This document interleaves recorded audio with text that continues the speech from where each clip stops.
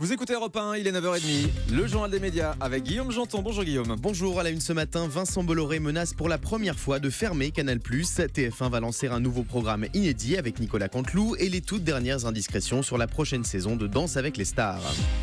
Et on commence donc avec Vincent Bolloré qui menace pour la première fois de fermer Canal+, purement et simplement. Hier, le président du conseil de surveillance de Vivendi et grand patron de Canal+, a réuni les actionnaires de Vivendi en assemblée générale à l'Olympia. L'occasion pour lui de faire part de sa stratégie pour le groupe Canal+. Alors que la chaîne cryptée perd beaucoup d'argent chaque année, Vincent Bolloré a évoqué pour la première fois un éventuel arrêt de Canal+. Écoutez les explications d'Axel de Tarlet, c'était ce matin dans la matinale de Maxime Switek. Les pertes de Canal+ France, donc les 6 chaînes, sport, cinéma, séries, famille décalée, vont se monter cette année à 400 millions d'euros, alors que tout le reste est bénéficiaire, d'où la menace de fermeture. Alors il faut être honnête, il y a du bluff de la part de Vincent Bolloré. Vous savez que Canal+ négocie en ce moment un rapprochement avec beIN Sport pour que Canal puisse à nouveau offrir le meilleur du sport, notamment la Ligue des Champions. Mais ce rapprochement pourrait être interdit par les autorités de la concurrence. Donc vous voyez, Vincent Bolloré envoie un message à l'autorité de la concurrence. Si vous faites capoter ce rapprochement, je pourrais fermer Canal+. Il y a également les programmes en clair de Canal+, qui sont jugés beaucoup trop coûteux. Là aussi, il va falloir faire des économies. En interne, vous savez, il y en a qui craignent même que ces programmes en clair, qui sont censés déclencher les abonnements, que ces programmes en clair ne finissent par être totalement supprimés et que Canal+ devienne uniquement une chaîne cryptée. Voilà donc les explications d'Axel de Tarlet ce matin sur Europe 1. Vous avez vu, effet d'annonce et effet de communication de la part de Vincent Bolloré pour l'avenir du groupe Canal. Information exclusive, TF1 va lancer un nouveau programme inédit avec Nicolas Canteloup. Compte tenu du succès de C'est Canteloup, suivi chaque soir par plus de 7 millions de téléspectateurs à 20h45, TF1 va lancer dès lundi prochain un deuxième rendez-vous quotidien avec l'imitateur qu'on retrouve également sur Europe 1 et Nico Saliagas. Selon nos informations exclusives, il s'agira d'un programme court de 2 à 3 minutes intitulé C'est presque Canteloup. Diffusé juste avant le 20h, il montrera les coulisses de l'écriture de C'est Canteloup à travers des sketchs inédits. Et on reste sur TF1 avec les premières rumeurs sur la prochaine saison de Danse avec les stars. Alors que TF1 devrait lancer dans quelques mois la 7e édition de son divertissement à succès, les rumeurs vont bon train quant au casting de cette prochaine saison. Téléstar affirme que l'humoriste Jarry Atypique fera partie des stars qui fouleront le parquet de Danse de la Une et que Nabila serait en négociation avec la production.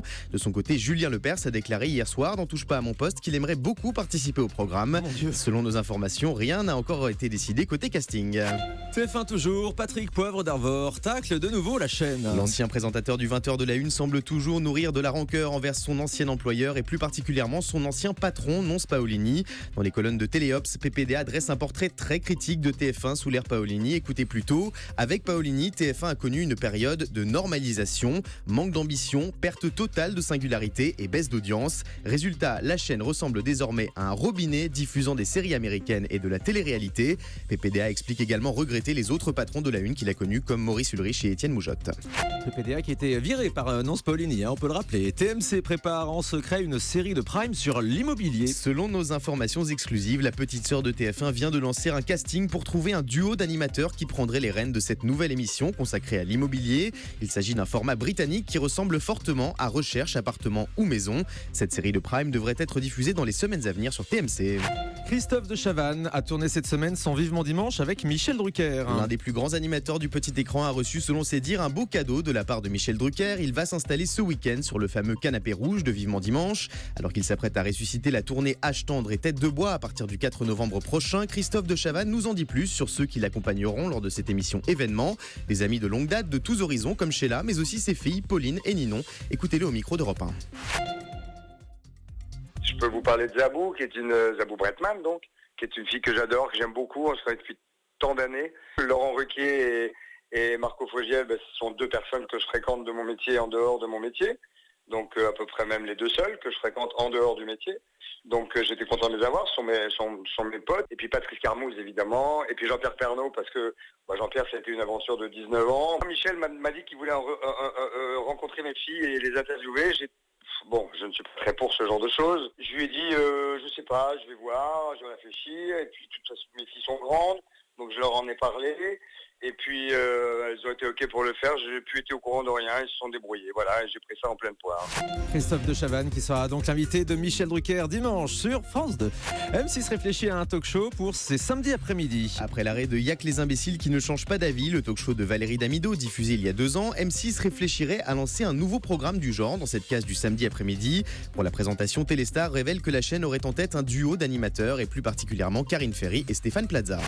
De nouveaux primes pour les chroniqueurs de Touche pas mon poste. Après le succès de Camille Combal dans la rue, le chouchou de Cyril Hanouna présentera le 12 mai prochain en prime sur D8 une nouvelle édition du meilleur de son désormais culte poste de surveillance. De son côté, Julien Courbet lancera le 10 mai à 21h Faut pas abuser, une nouvelle émission dans laquelle il réglera les aberrations dont sont victimes les téléspectateurs. Pour ce premier numéro, il recevra Roselyne Bachelot, Geneviève de Fontenay ou encore Clara Morgan.